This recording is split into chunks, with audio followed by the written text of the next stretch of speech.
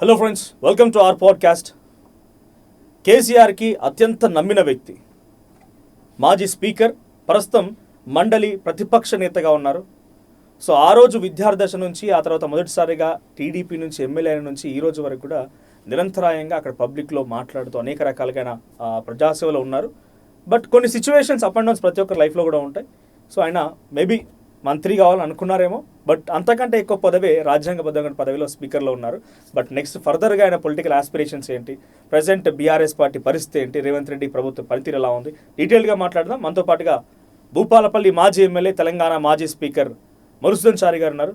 అంటే అప్పుడు కూడా సిచ్యువేషన్ సార్, ఈ అంటే మీరు హైదరాబాద్కి వచ్చారు, చదువుకున్నారు, అంతా బాగానే ఉంది. బేసిక్గా ఇప్పుడున్న కూడా కొన్ని సిచ్యువేషన్ల గ్రామాలల్లో ఎవరైనా పిల్లవాడు అరే నేను పలానా రాజకీయాలకు పోతానంటూ నాయకుడు ఎంబడి తిరుగుతా అంటే పోనీ రమ్మన్నాను. ఎందుకంటే అదేముంది నాయన అంత వేస్ట్ ముచ్చట, నౌకరు చేసుకో, 10,000 నౌకరు చేసుకుని నౌకరు చేసినట్టే, కానీ రాజకీయ నాయకుడు ఎంబడి తిరిగితే పెద్ద ఫాయిదా లేదంటారు. అట్లాంటి సిచ్యువేషన్లో నాకు తెలిసి మీ స్వర్ణకారుల కుటుంబం నుంచి కానీ ఏ కుటుంబం నేను కూడా ఒక బీసీగా మంచి ఉద్యోగం చేయపో, ఇంజనీర్ కాపో, లేకపోతే అప్పుడున్న సిచ్యువేషన్లో గౌరవం. మా ఫాదరు నేను ఇందాక చెప్పిన కదా, నా అదృష్టం. ఆయన ఏమన్నాడంటే రాజకీయాలు కులం ఉన్నోళ్ళకు ధనం ఉన్నోళ్ళకు కలిసి వస్తాయి. అది నిజమే కూడా. ఆయన స్టేట్ చాలా గొప్ప వ్యక్తి. మా నాన్న గురించి నేను ఒక బుక్ రాస్తా, అందులో వాస్తవాలే ఉంటాయి. కులం ఉన్నోళ్ళకు ధనం ఉన్నోళ్ళకు మాత్రమే రాజకీయాలు కలిసి వస్తాయి. మనం మన అవసరాలకు సరిపోయేట్టున్నాం కానీ మనం రాజకీయం చేసేంత ధనవంతులం కాదు. నువ్వు చదువుకున్నావు, జీవితం ఖరాబ్ అవుతుంది.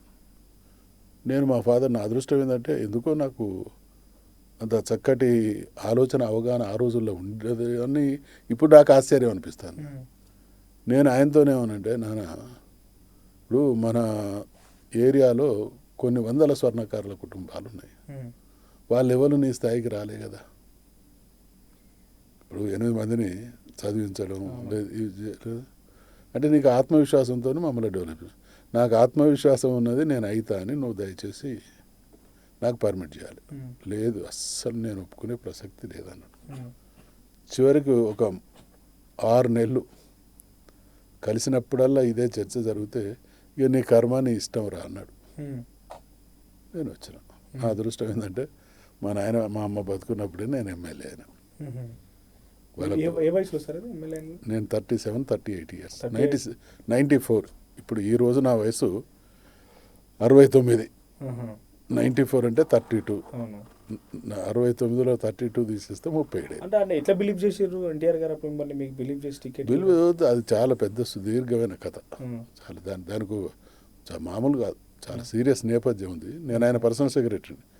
నేను తెలుగుదేశం పార్టీలో గండిపేటలో పెద్ద ఆయనతో కలిసి 7-8 సంవత్సరాలు పనిచేసిన అపురూపమైన అదృష్టవంతులలో నేను ఒకని. అరుదైన 7-8 ఇయర్స్.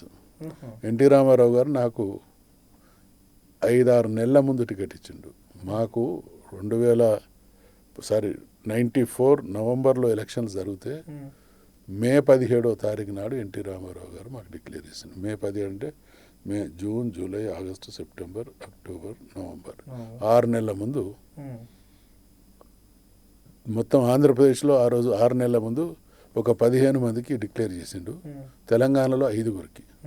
అందులో దేవేందర్ గౌడ్ గారు, చంద్రశేఖర్ మహబూబ్ నగర్, బాగన్న జహీరాబాద్, వడ్డేపల్లి లక్ష్మి మెట్పల్లి, సిరికొండ మధుసూనాచారి షాయంపేట్. 6 నెలల ముందు ఎన్టీఆర్, వీళ్ళు మా శాసనసభ అభ్యర్థులు ఈ నియోజకవర్గం. అందులో 5గురిని 6 నెలల ముందు అనౌన్స్ చేస్తే 4 గెలిచినాం. మేడం వడ్డేపల్లి లక్ష్మి గారు మాత్రం అప్పుడు విద్యాసాగర్ రావు గారు గెలిచినట్టున్నారు. కేసీఆర్ పరిచయం ఎప్పుడు సార్? అంటే ఆయన మొదటి నుంచి మేము టీడీపీలో కలిసి ఉన్నాం. టీడీపీలో నుంచి కానీ సాన్నిహిత్యం లేదు. టీడీపీలో ఫస్ట్ ఎంట్రీ పరిచయం మారా పొలిటికల్ క్యారీరే నాది టీడీపీతో. మీరే స్టార్ట్, తర్వాత కేసీఆర్ గారు వచ్చారు? లేదు, కేసీఆర్ గారే ముందు. టీడీపీలో అందరూ అంటే ఆయన ఒక స్థాయికి అప్పటికి డైరెక్ట్ ఎన్టీఆర్తో యాక్సెస్ ఉన్నది డే 1 నుంచి ఏంటి కేసీఆర్. మాకు 2-3-4-5 సంవత్సరాల తర్వాత ఆయనతో పరిచయ భాగ్యం, ఆయనతో కలిసి పనిచేస్తారు. ఒక దగ్గర డిఫరెన్షియేట్ అయ్యారని అనుకుంటున్నా. అప్పుడు మీరేమో ఎన్టీఆర్ గారితో ఉన్నారు, ఏది వైస్రాయ్ హోటల్, ఆ సిచ్యువేషన్ అంతా. వైస్రాయ్ హోటల్లో నేను కూడా చంద్రబాబుతోనే ఉన్నా 15 రోజులు. దగ్గుబాటి వెంకటేశ్వరరావు గారు అసలు యాక్చువల్గా సరే ఆ నేపథ్యం అవసరం లేదు, కానీ మేము ఏదో ఎన్టీఆర్ను దించడం జరుగుతుంది అని అనుకోలే, కానీ అనివార్యంగా దించాల్సి వచ్చింది. ఇక తర్వాత పరిస్థితి మాకు అర్థమై మళ్ళీ 15 డేస్గా రిటర్న్ వచ్చేసినాం. మేము 15 రోజులు వాళ్ళతో ఉన్నమాట కూడా వాస్తవం, కానీ ఇది మళ్ళీ ఎన్టీఆర్ దగ్గర తిరిగి వచ్చి క్షమాపణ కోరినాం. యాక్సెప్ట్ చేసేటప్పుడు అంటే అన్నాడు కదా బ్రదర్, అందరు చేసిండ్రు మీరు చేసారు. తెలంగాణ మూవ్మెంట్ ఆలోచన ఎప్పుడు కలిగింది సార్ మీకు? అంటే అప్పుడున్న అంటే ఇప్పుడు తెలంగాణ మూవ్మెంటు నేను 99లో నాకు పార్టీ లేదు ఇక. లక్ష్మీపార్వతి గారు మేము అంతా ఇక రకరకాల కన్ఫ్యూజన్స్ వచ్చినాయి. యాక్టివ్ పాలిటీషియన్ కదా, కొంత సంధికాలం అది. 99 ఓటమి తర్వాత ఒక 6 నెలలు. ఈలోగా కేసీఆర్ గారు కరెంటు ఛార్జీలు పెంచాలని చంద్రబాబు నాయుడు గారు నిర్ణయం తీసుకుంటే దాన్ని డిఫర్ అవుతూ చాలా ఘాటైన పరిణామాలు ఎంత తీవ్రంగా ఉంటాయో తెలియజేసేటువంటి ఉత్తరం రాస్తే ఇవాళ లెటర్ రాసిండు కేసీఆర్ గారు. నేను జాయిన్ అయిన కథ ఆ రోజు నుంచి. ఆయనతో పాటు జాయిన్ అయిపోయారు. నాకు ఒక 6 నెలలు, నేను 99 ఎలక్షన్స్ తర్వాత కొన్ని నెలలు మాత్రమే కొంత ఐడియల్గా ఉండే పరిస్థితి. అంటే సందిగ్ధంలో ఉన్నారు పొలిటికల్. అంతే ఏంటి ఫస్ట్ అయితే మాకు అదృష్టం ఏంటంటే మంచి కాజ్కి సంబంధించిన ఇష్యూ దొరికింది కాబట్టి ఇక దీంతో ఒకటో స్వామి కార్యం, 2 స్వకార్యం. తెలంగాణ అనేది ఇక కావాల్సిందే. వచ్చేటువంటి క్రమంలో మన అదృష్టం బాగుంటే అవకాశం కూడా వస్తుంది. మామూలు రాజకీయ అవకాశం కోసం కాకుండా ఒక మంచి కాజ్తో కూడినటువంటి దాంట్లో మమేకమై పనిచేసి అల్టిమేట్గా రిజల్ట్ వస్తే మనకు కూడా ఫ్రూట్స్ అందుకునే అవకాశం దొరుకుతుంది. సో ఇప్పుడు మీరు ప్రాతినిధ్యం వహించినటువంటి జయశంకర్ భూపాలపల్లి, ఆ జయశంకర్ పేరు, జయశంకర్ గారితో మీకున్న సాన్నిహిత్యం? చాలా. అంటే జయశంకర్ గారు నాకు పాఠం చెప్పిన గురువు. జయశంకర్ గారు నేను డిగ్రీ చదివే రోజులలో ఆయన స్టూడెంట్ను, వారు మా ప్రిన్సిపాల్. ఆయన సికేఎం కాలేజ్ వరంగల్ మా ప్రిన్సిపాల్. ఆయన ఏ క్లాసు అంటే చాలా అద్భుతమైన ప్రిన్సిపాల్. మేము సికేఎం కాలేజీలో జయశంకర్ గారు ప్రిన్సిపాల్గా రాకముందు ఏ కాలేజీలోనైనా చదవచ్చు కానీ సికేఎంలో చదవకూడదు, చెడిపోతారు అనేది ఉండేది. రకరకాలుగా, రాడికల్ అనే కాదు, అనేక కారణాలు. చివరికి జయశంకర్ గారు వచ్చి పోయిన తర్వాత ఏ కాలేజీలో చదవద్దు, సికేఎంలో చదవాలనేటువంటి మార్పు తీసుకొచ్చిండు ఆయన. ఆయన మా ప్రిన్సిపాల్. నేను డిగ్రీ చదివే రోజుల్లో పాఠాలు చెప్తుండే. ఏదైనా సబ్జెక్టు లెక్చరర్ లేడనుకోండి, సపోజ్ మాకు ఇవాళ ఇంగ్లీష్ పీరియడ్, ఆయన తిరుగుతూ ఉంటాడు. ఇంగ్లీష్ క్లాసు పిల్లలు మేము కూర్చొని ఉంటే లెక్చరర్ లేడు, ఎందుకు రాలేదంటే లీవ్ పెట్టిండు. కాబట్టి ఆయన వచ్చి ఇంగ్లీష్ చెప్పేది, తెలంగాణ పాఠాలు చెప్తున్నాయి, సబ్జెక్ట్ చెప్పేది. అంటే ఆయన మైండ్లో ఉన్నది కానీ మాకు ఆ పాఠాలు చెప్పేది. తర్వాత ఎకనామిక్స్ లెక్చరర్ రాలేదు, వచ్చి క్లాస్ చెప్పేది. అంటే ఆయన గమనించుకుంటూ తిరుగుతూ ఉండేది. క్లాసుల్లో లెక్చరర్లు ఎట్లున్నారు, స్టూడెంట్స్ ఎట్లున్నారు, క్లాస్ నడుస్తుందా లేదా అనేది ప్రతిదీ అబ్జర్వ్ చేసుకుంటూ ఉండేవాడు. ఎక్కడ గ్యాప్ ఏదైనా కనబడితే ఆ గ్యాప్లోకి ఆయన ఎంటర్ అయ్యేవాడు. ఆయన మేము సికేఎంలో చదివినప్పుడు మా ప్రిన్సిపాల్, మేము యూనివర్సిటీకి వచ్చినప్పుడు మా రిజిస్ట్రార్. ఇక ఆ అనుబంధం పెరుగుతూ తెలంగాణ ఉద్యమంలో మాకు గురువులు. అంటే 1975 నుండి వారు చనిపోయేంత వరకు సుదీర్ఘమైనటువంటి గురు శిష్యుల ఒక 10-15 మందికి ఆయన అత్యంత ప్రీతిపాత్రమైన శిష్యులో ఉన్నాం. ఆ టీంలో నేను ఒకరిని.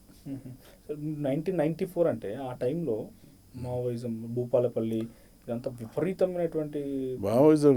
మీకు అంటే ఒక్క షాంపేట నియోజకవర్గంలో ఆ రోజు నేను శాసనసభ సభ్యుడిగా పోటీ చేసిన క్రమంలో ఆ రోజు మాదాడి నరసింహారెడ్డి గారు మున్సిపల్ మినిస్టర్. నక్సల్స్ ప్రభావం చాలా తీవ్రంగా ఉన్న నియోజకవర్గం. ఆ రోజు నక్సల్స్ ల్యాండ్ మైన్స్ పేల్చినాయి కానీ, పోలీసులు ఎన్కౌంటర్ జరిగినాయి కానీ, ఎలక్షన్ కోర్సులో నామినేషన్ వేసి మేము రిజల్ట్ వచ్చే మధ్యకాలంలో జరిగినటువంటి అనేక సంఘటనల్లో 20 మంది మర్డర్లు జరిగినాయి, 20 హత్యలు. బహుశా పంజాబ్ తర్వాత ఎన్నికల టైంలో అంత ఉద్రిక్తంగా ఎన్నిక జరిగిన నియోజకవర్గం షాంపేట. అప్పుడు ఎన్టీఆర్ గవర్నమెంట్ కానీ టీడీపీ చంద్రబాబు గవర్నమెంట్ కానీ చాలా థ్రెట్స్ వచ్చేది. మీరు ఆ గవర్నమెంట్లో ఎమ్మెల్యేగా ఉన్నారు. అంటే ఇప్పుడు గవర్నమెంట్కు పాలసీ పరంగా విభేదించేటువంటి పరిణామం ఒకటి, స్థానికంగా ఉండే శాసనసభ్యుడు తప్పులు చేస్తే లేదా ప్రజాకంటకుడిగా తయారైతే ఉండేది వేరు. నాకెప్పుడు ఇబ్బంది కాలేదు. నేను జనం మధ్య ఉండేది, జనం మధ్యలో ఉండేది. నా గురించి వాళ్ళకు కూడా అసెస్మెంట్ ఉన్నది, లంగదొంగ అయితే కాదు. అందుకని ఎప్పుడు నాకు ఆ థ్రెట్ కానీ అటువంటి నాకు నేను అయ్యో ఏదో అవుతుంది అనేటువంటి భయంలో కానీ నల్లేను. ఎంత మంచి ఫ్రెండ్ అయినా, ఎంత మంచి అన్నదమ్ముల్లో ఉన్నా కూడా ఏదో చిన్న రప్చర్ ఉంటుంది. కేసీఆర్ పీక్ మీద అట్లా చిన్న రప్చర్ గుర్తు చేసుకునేది ఎందుకు సందర్భం ఎందుకుంటుంది చెప్పండి. ఇప్పుడు అంటే నా వరకు వచ్చినప్పుడు నేను కష్టపడ్డా, నా కష్టాన్ని ప్రతి క్షణం వారు గుర్తించుళ్ళు, నా స్థాయి గౌరవాన్ని నాకు ఇచ్చారు. ఇప్పుడు మిగతా వాళ్ళలాగా అలగడానికి గులగడానికి సందర్భం ఉండాలి కదా. రెండవది ఎప్పుడు కన్ఫ్యూజన్స్ వస్తాయంటే, ఇప్పుడు మాకు ఆ కన్ఫ్యూజన్ లేకపోవడానికి కారణం ఏంటంటే, ఆయన ఉద్యమం నడిపినప్పుడు బయట వాళ్ళు అనుకున్నది వేరు, ఆయన ఏ క్షోభ ఎన్ని సమస్యలను ఎదుర్కొన్నారో నేను కళ్ళారా చూసిన కాబట్టి మిగతా వాళ్ళకి ఆయన మీద ఉండే అభిప్రాయం కంటే నాకు భిన్నమైన అభిప్రాయం ఉంటుంది. కేసీఆర్గా నేను ఇప్పుడు కాదు ఎప్పుడూ గౌరవిస్తూనే ఉంటాను. కేసీఆర్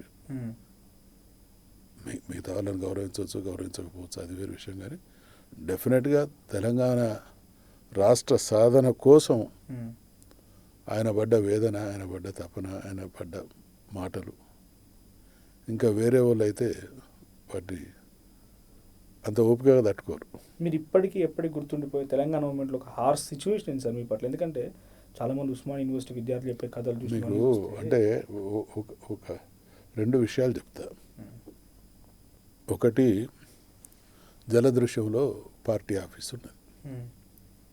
ఆ రోజు కేసీఆర్ గారు నిజామాబాద్లో మాకు గెలిచినటువంటి ప్రజాప్రతినిధులకు ఓరియంటేషన్ ప్రోగ్రాం ఉంది. ఎక్కడ పోచంపాడు శ్రీరామ్ సాగర్ ప్రాజెక్టు కాడ ప్రోగ్రాం. అందరు వెళ్ళిపోయారు. పార్టీకి సంబంధించిన క్రీమ్ లీడర్షిప్ అంతా పోయింది. నేను ఒక్కనే ఉన్నా. నేను సుదర్శన్ రావు, పాపం దర్శన్ అని సిటీ ప్రెసిడెంట్ ఉండే, చాలా గొప్ప వ్యక్తి, చాలా పార్టీ కోసం మా అందరికంటే ఒక రవ్వ ఎక్కువ కష్టపడ్డ మనిషి, డబ్బులు కూడా ఖర్చు పెట్టుకున్నటువంటి వ్యక్తి సుదర్శన్ రావు. మేమిద్దరం ముగ్గురం మాత్రమే ఉన్నాం. లంచ్ చేసి వచ్చే వరకు మా ఆఫీస్ చుట్టూ వందలాది మంది పోలీసులు మోహరించారు. మా బ్యాగులు, మా లిటరేచరు అంత బండ్లలో ఎక్కించుళ్ళు. మేము ఆ బండ్లు పోకుండా మేము ఒక 20-30 మంది మేము ఉంటివి. రోడ్డు మీద బయటించినాం. ఇప్పుడు ఏదైతే మనం అమరవీరుల అమర జ్యోతి ఉంది కదా, అమరజ్యోతి కాడ ఆ రోడ్ సెంటర్లో ఆ కూడల కన్నా ఇప్పుడు వారిది లక్ష్మణ్ బాపూజీ విగ్రహం, ఆ కూడలి, ఈ రెండింటి మధ్యన రోడ్డు మీద ఆ దారి ఎదురుగా రోడ్డు మీద బైఠాయించాం. మేము ఎంతకు భీష్మించి కూర్చున్నాం, ఒకరి చేతులు ఒకరం పట్టుకొని లేస్తలేము. చివరికి పోలీసులు వచ్చి, అప్పటి వరకు బ్యాగ్స్ ఇసిరేసింది కదా, అట్లనే నలుగురు వచ్చి నన్ను నలుగురు బట్టి ఇసిరేసి బస్తాన్ని ఇసిరేస్తాం చూడు. బ్యాగులు సుదర్శన్ రావును మమ్మను. అంటే ఎంత దుర్మార్గపు దాడి. అదొకటి. ఒకరోజు మామూలుగా రాత్రిపూట ఇది యథార్థం, కేసీఆర్ గారి ఇంటి నుంచి ఆ రోజు ప్రతిరోజు ఏంటంటే కేసీఆర్ గారి డ్రైవర్ నన్ను ఇంటికాడ డ్రాప్ చేస్తాడు. కొంచెం లేట్ అయింది, డ్రైవర్ లేడు ఆ రోజు. నేను నడుస్తూ వస్తున్నా, ఎన్టీఆర్ ఇల్లు ఉంటుంది ఆడ, అక్కడ సమాధులు ఏదో ఉన్నాయి. 2 కుక్కలు ఒక పిల్లిని తరుముకుంటూ వస్తున్నాయి. నేను సడన్గా చాలా రాత్రి 11-12 నేను ఇట్లా నిలబడిపోయినా. ఆ పిల్లి నేను చెట్టు అనుకొని నా మీద ఇట్లా పంజా వేసి ఎక్కి దునికిపోయింది. నేను మామూలుగా అది పెద్ద గమనించాలి. వస్తూ ఉంటే బంజారా హిల్స్, బంజారా హోటల్ ఉంటుంది కదా, ఆ రోడ్డు మీదకి వచ్చిన, ఆటోలు లేవు. మాసప్ ట్యాంక్ వచ్చిన, ఆటో ఉన్నది, ఎక్కి కూర్చున్నా. రాత్రి 12 దాటుతా ఉన్నది. నేను నడిచి రావడం 1 గంట పట్టింది. తీరా జేబులో చూస్తే డబ్బులు లేవు. ఇంటికి పోయినాక ఆ రోజుల్లో డబ్బులు లేవు. ఇంటికి పోయినాక కూడా డబ్బులు లేకుంటే ఆటో వాడు ఆగుతాడా? చాలా ఇబ్బంది ఉంటుంది అని నడక మొదలుపెట్టిన. నేను నడుస్తూ వస్తుంటే ఇట్లా చేతులు ఊపుతాం కదా, నాకు ఇట్లా అంటే వాళ్ళకి ఏదో తడిగి దాకింది. చూస్తే వాళ్ళకు ఈ పాయింట్ ఇక్కడికి అంతా చినిగిపోయి ఉన్నది. మన చెట్టుకు గీత గీస్తే బంక్ వస్తుంది కదా, అట్లా రక్తం ఉంటుంది అది.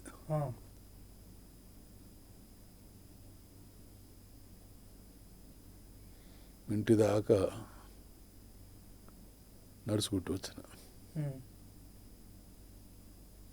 2 hours ఇంకే నడుచుకుంటూ వచ్చినట్టున్నా. ఓ దిక్కు పాయింట్ జరిగింది, రక్తం కారుతుంది. అంటే మూమెంట్లో ఫైట్ చేసి వచ్చి ఫైట్ మూమెంట్లో కాదు, అంటే మేము మేధోమదనం కేసీఆర్ గారితో మాట్లాడుకొని, అంటే ఆలోచన నిశ్చితంగా ఆలోచిస్తూ వచ్చారు మీరు. అదే అంటే ఆలోచన కాదు, అంటే ఇటువంటి సంఘటనలు మూమెంట్లో భాగంగా ఇన్ని రకాల పరిస్థితులను కూడా తట్టుకున్నాం. ఇంకా చాలా చాలా చాలా సందర్భాలు ఉన్నాయి. ఏదేమైనా కూడా అంటే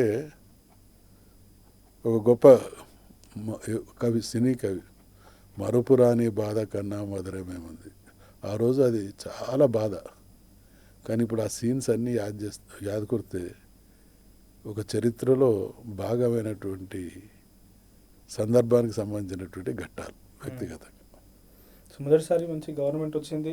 సరే, ఇక చాలామంది మాట్లాడితే కూడా వివరణ ఇస్తారు, దళిత ముఖ్యమంత్రి అని, ఇంకా రకరకాల దానికని చాలామంది వివరణ ఇచ్చారు. మీరు అట్లనే అంటారు, కేసీఆర్ లేకపోతే అప్పుడు తెలంగాణ కొంత ఇబ్బంది పడే, అందుకే కేసీఆర్ వచ్చారు.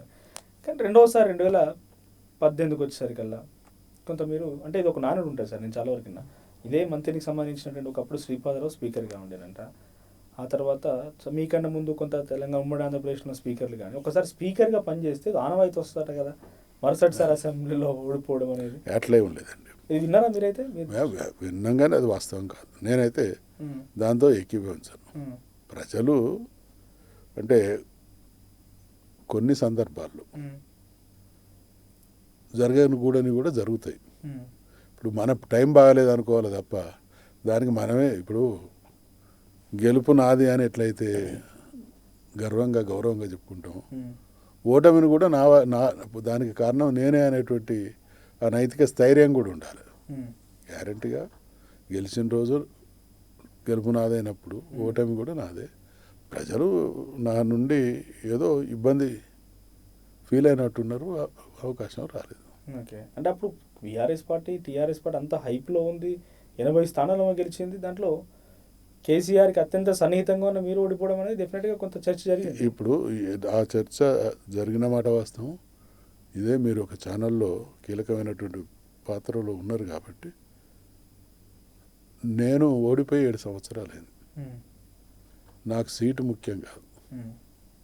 కేసీఆర్ గారు కనుక ఇప్పుడు ఫామ్ హౌస్లో ఉండి కూడా నా తెలంగాణ బాగుండాలని ఏ రకంగా ఆశిస్తాడు, నేను ఎమ్మెల్యేగా ఉన్నా లేకున్నా నా భూపాలపల్లి బాగుండాలని ఆశించే వ్యక్తిని. అందుకని ఓడిపోయి 7 సంవత్సరాలైనా కూడా నిరంతరం స్థానిక శాసనసభ్యుడికి ఎటువంటి సంబంధాలు నిరంతరం నియోజకవర్గంతో ఉంటాయో అవి ఈరోజు కూడా నాకు ఉన్నాయి. ప్రజలు వాస్తవాలు గమనిస్తూ ఉన్నారు. ఆశావాహులం. 2018లో మీరు కొంత దీన్ని ఇబ్బంది పడతారేమో, బట్ చెప్పండి. ఏదైనా ఎలక్షన్ల ఓటమి కారణం మీరు స్పీకర్గా ఇక్కడ బాధ్యత నిర్వర్తిస్తున్న సమయంలో మీ రాజకీయ అనుచరులు లేకపోతే మీ కుటుంబానికి సంబంధించిన మీ కుమారులు అక్కడ రాజకీయంగా రప్చర్ క్రియేట్ చేసిరని ఒక చర్చ లేదా? ఇప్పుడు నేను ఎందుకంటే సమర్థించను, అట్లని డిఫర్ గాను. సరే, మీరు ఇప్పుడు ఓపెన్గా అడిగిన్లు, వాస్తవాలు ఏందో ఈ మీకు కూడా ఒక రిపోర్టర్ అక్కడ ఉంటారు, తెప్పించుకొని మీరు సమాచారం తెప్పించుకున్న తర్వాత ఈ ప్రశ్న అడిగితే నేను సమాధానం చెప్తా. మీతోనే డిఫర్ కానప్పుడు. ఓకే, సో 2023కి వచ్చరికి ఏమైంది సార్? మరి 2023లో సిట్టింగ్ ఇప్పుడు అప్పటి వరకు సిట్టింగ్ ఎమ్మెల్యేగా కాంగ్రెస్ నుంచి వచ్చినటువంటి టీం ఉన్నది కదా, మళ్ళీ వాళ్ళకి ఇవ్వాల్సి వచ్చింది. వాళ్ళు గెలిచి వచ్చారు కాబట్టి అక్కడే రప్చర్ కూడా అయినట్టుంది కదా, టికెట్ రాకపోవడం. టికెట్ రాప్పుడు ఆశించిన నేను రాజకీయాల్లో గొడవలు ఎప్పుడు జరగలేదు. రాజకీయాల్లో ఒకటి పెద్దలు అంటారు, మనుషులు 3-4 రకాలుగా ఉంటారు. దేవుడు ఇచ్చేవాడు, ఇప్పుడు ఆయనకు కోరికలు ఉండేవి. సన్యాసికి పిచ్చోనికి కోరికలు ఉండేవి. మనిషి అనేవాడు కష్టపడేటువంటి క్రమంలో ప్రతిఫలాన్ని ఆశించడమే కరెక్ట్ లక్షణం. ప్రతిఫలాన్ని ఆశించకుంటే ఆయన సన్నాసో పిచ్చోడు అవుతాడు. నేను రాజకీయాల్లో ఉన్నది, పార్టీలో పనిచేస్తున్నది, నాకు అవకాశం రావాలని ఉంటుంది, కోరుకుంటాం. ఫైనల్గా ఆ రోజు ఉన్నటువంటి పరిస్థితులలో మా పార్టీ నిర్ణయాన్ని శిరసావహించినాం. 18 నుంచి 23 మధ్య కాలంలో మధుసూదనాచారి గారికి పార్టీలో కానీ ప్రభుత్వంలో కానీ ఎటువంటి ప్రాధాన్యత ఉండేది? ఎందుకు లేదు, మీరు చూస్తున్నారు కదా. 18లో నేను ఓడిపోయిన తర్వాత మళ్ళీ కేసీఆర్ గారితో రోజు వారితోనే ఉండేది. మొన్న గవర్నమెంట్ పోయేంత వరకు కూడా నేను ఆ రోజు పవర్లో ఉన్న 5 సంవత్సరాలు 4.5 సంవత్సరాలు స్పీకర్గా ఉన్నప్పుడు 2000 సంవత్సరం నుండి 2014 వరకు ప్రతిరోజు కలిసి పనిచేసినాం. తర్వాత 2018 నుంచి 23 వరకు స్పీకర్గా కాబట్టి కొంత కాన్స్టిట్యూషనల్ పోస్ట్ కాబట్టి కొంత గ్యాప్ ఉంటుంది. గ్యాప్ అంటే ఫిజికల్ గ్యాపే తప్ప మెంటల్గా మళ్ళా సందర్భాన్ని బట్టి వారు మాట్లాడడం, ఫోన్ చేయడం, నేను సందర్భాన్ని బట్టి వారి దృష్టికి సమస్యలు తీసుకుపోవడం అది జరిగేది. మళ్ళీ ఎప్పుడైతే 23లో మా గవర్నమెంట్ వచ్చిందో ఇమీడియట్గా వారు రోజు నేను ప్రగతి భవన్లో ఉండేది. తర్వాత నేను కౌన్సిల్ 18 స్పీకర్, 18 నుంచి మళ్ళీ తర్వాత రెగ్యులర్ 18 నుంచి మళ్ళీ 18 ఇప్పుడు 21లో నేను మళ్ళీ ఆల్మోస్ట్ ఆల్ కౌన్సిల్ మెంబర్ అయినా. ఇక్కడ గ్యాప్ రాలేదా ఈ మధ్య? అస్సలే లేదు. కొంత అలకబోని తప్పు అలకలేదు. ఇప్పుడు ఇంత ఓపెన్గా మీతో షేర్ చేసుకుంటున్నా కదా.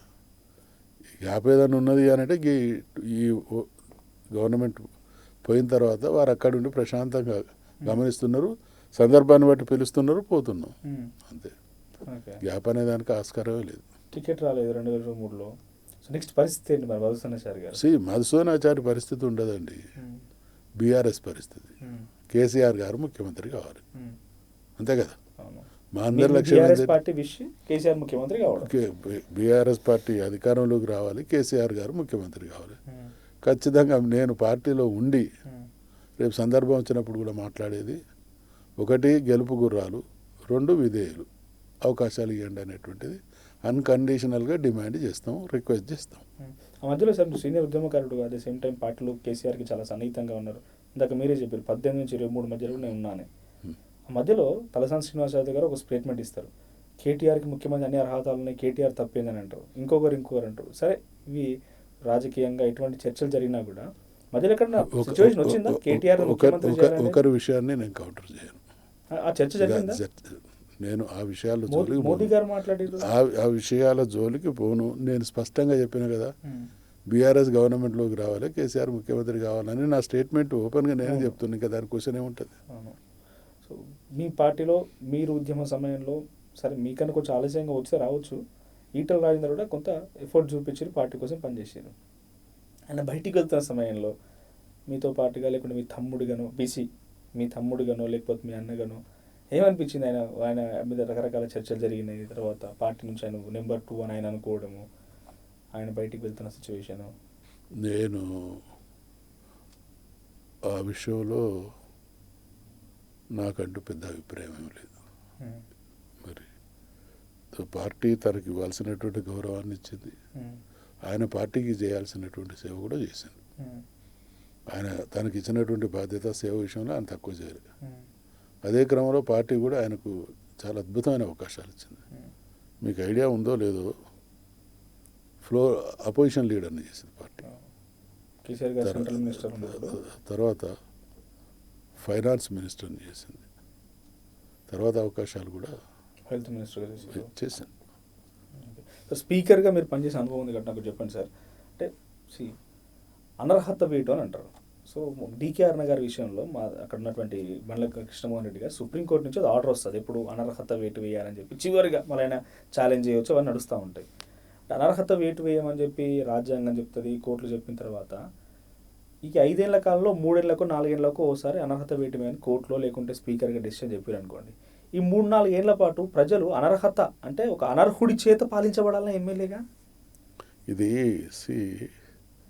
ఇది చాలా డిబేటబుల్ సబ్జెక్ట్. అవును, నేను కూడా స్పీకర్గా పనిచేసిన. అవును, ఈ తంతంతా ఒక ప్రహసనంగా మారింది. దీనికి ఎక్కడో ఒకక్కడ పకడ్బందీ చర్యలు, పకడ్బందీ కట్టుబాటు రాజ్యాంగపరంగా రావాల్సినటువంటి అవసరం ఉంది. ఎందుకంటే నా టైంలో కూడా జరిగింది కాబట్టి, ఇది జరుగుతూనే ఉన్నది కాబట్టి ఈ పరిణామం ఏదైతే జరుగుతూ పోతున్నదో ఇది వాంఛనీయ పరిణామం కాదు. అందులో ఒకవేళ నేను కూడా ఎప్పుడైనా భాగస్వామిని అయి ఉంటే ఖచ్చితంగా నేను కూడా పాత్రదారి. మీ సమయంలో టీడీపీ నుంచి వచ్చిన ఎమ్మెల్యే అంటే అది వేరండి. ఇప్పుడు అది మెర్జ్ అయింది. మెర్జర్ వేరు. అంటే ఒకటేసారి వచ్చి చేరికారు. వాళ్ళందరూ కలిసి టీమ్గా వాళ్ళు మెర్జ్ కావడానికి, అంటే ఈ ఫిరాయింపుల చట్టం వర్తింపకుండా ఉండే విధంగా మెర్జ్ అయ్యారు కాబట్టి తీసుకోవాలి. పోచారం శ్రీనివాసరెడ్డి గారు స్పీకర్గా ఉన్న సమయంలో కాంగ్రెస్ ఎమ్మెల్యే కూడా మెర్జ్ అని అంటారా మీరు? అది వారిని అడగాలి, అది ఏం జరిగిందో.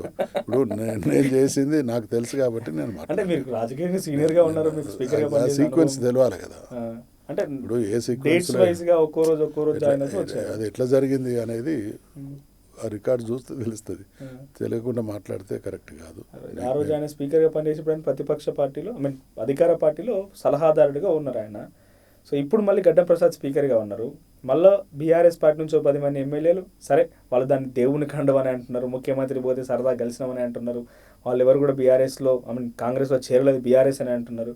సో ఇప్పుడు మళ్ళీ వాళ్ళని యాంటీ డిఫెక్షన్లా అమలు చేయాలని చెప్పి ఒకప్పుడు పార్టీలు ఫిరాయింపును ప్రోత్సహించిన బీఆర్ఎస్ పార్టీ డిమాండ్ చేయడం ఎట్లా చూడాలి? ఫిరాయించడం కాదు, మీరు ఫిరాయింపుకును తర్వాత వాళ్ళు కలిసి సంఖ్యాపరంగా మెర్జ్ కావడం వేరు. బీఆర్ఎస్ పార్టీ ఖచ్చితంగా మెర్జ్ చేసుకున్నది, నంబర్ 1. నంబర్ 2, ఏదేమైనా ఈ పరంపర పరిణామం మంచిది కాదు, నంబర్ 2. నంబర్ 3, చాలా నేకెడ్గా అసలు ఒక సామాన్యుని అడిగినా కూడా స్ట్రేట్గా చూపించేటువంటి విషయాన్ని కూడా మసిపూసి మారడిగా చేయడం అనేది, ఇది వ్యక్తులకు ప్రభుత్వానికి కాదు, వ్యవస్థకు ప్రజాస్వామ్యానికి ఇది ఒక మాయని మచ్చ. ఇది ఖచ్చితంగా ఎక్కడో కాడ అరెస్ట్ చేయాల్సిన దాన్ని, నిరోధించాల్సిన దానికి చాలా స్టింజెంట్గా అమలు జరిగేటువంటి విధానం రావాల్సినటువంటి అవసరం ఉంది. సో 2 టాపిక్స్ నేను కంక్లూడ్ చేస్తాను sir, you have very busy schedule. So ఒక 2 టాపిక్స్ కంక్లూడ్ చేస్తాను. ఇప్పుడు జరుగుతున్న సిచ్యువేషన్ అంతా ఆంధ్ర వర్సెస్ తెలంగాణకి ఇష్యూ నడుస్తుంది. అక్కడ డిప్యూటీ సీఎం ఒకరు ఇక్కడ వచ్చి తెలంగాణ జాకీర్ అనేవన్నీ నడుస్తున్నాయి. ఒక తెలంగాణవాదిగా, తెలంగాణ ఉద్యమకారుడిగా, తెలంగాణలో చరిత్ర స్పీకర్గా మీరేం చెప్తారు? మీ వర్షన్ ఏంటి?